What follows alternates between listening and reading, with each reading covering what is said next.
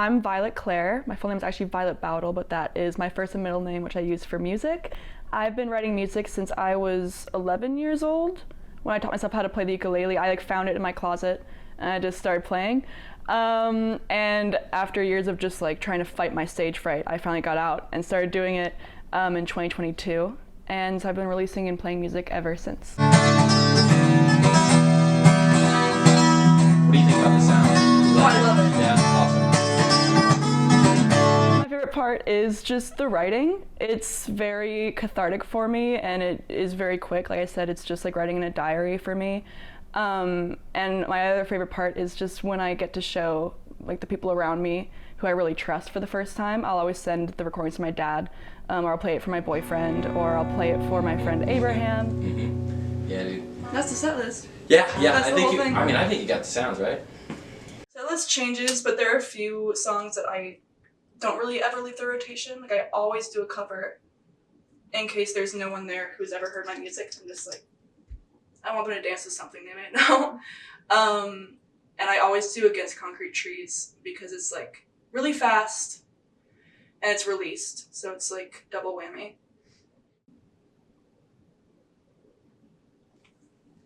Oh yeah.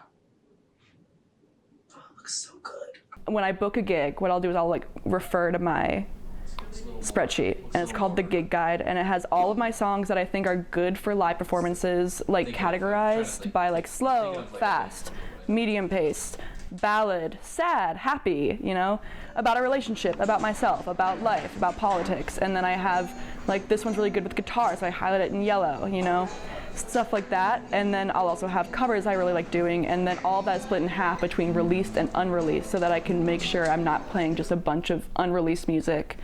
I'm kind of mixing together new versus what you can listen to now. And it's really silly that I'm saying this because I'll often write a set list down, and then within a week of the show I'll be oh, I'm gonna change half the songs. I'll get on stage and I'll change another song while on stage. I'll be I'm not gonna do that. I'm gonna switch that out while I'm up here. And people get mad at me for that. My boyfriend, he's you can't keep doing this because you need to rein this in. One day you can't do this and you're gonna snap on stage and not have it memorized. And but I do it anyways. It's what you wanted. The light behind your eyes, it does despise the sight of.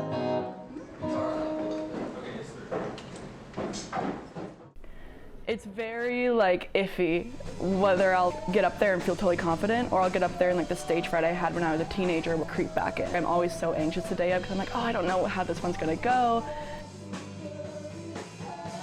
Usually I leave the stage feeling okay, it went well, it went fine, and I psych myself out, But sometimes it's just oh, it's the most nerve-wracking part for sure. I'm Violet Clare, by the way.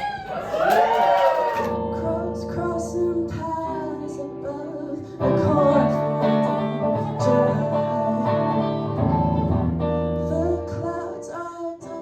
Personally, I never went into music thinking about what the audience would think of my music, which I think is a strength in a lot of ways, because I know a lot of musicians who write things with only in mind what the audience will think of it. They write songs oh, I want the audience to dance during this song. I want them to sing along for this part.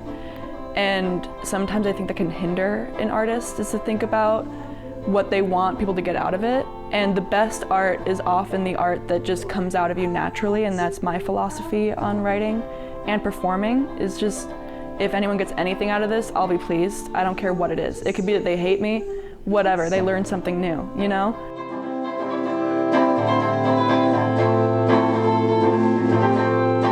My immediate goals are definitely to just flourish this festival season, and to work harder on my live sets. I can totally not have a backing band and still make this work, and I want to do stuff like that coming up, save up and get things that can play backing tracks and other ways for me to mix in more instrumentation into my solo music. You've grown tall.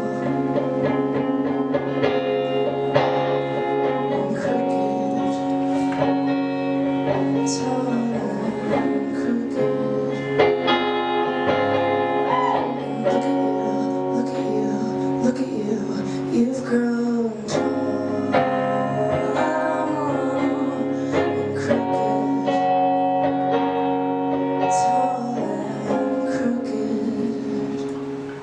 said this to a friend a few days ago, that life is just like one big burger.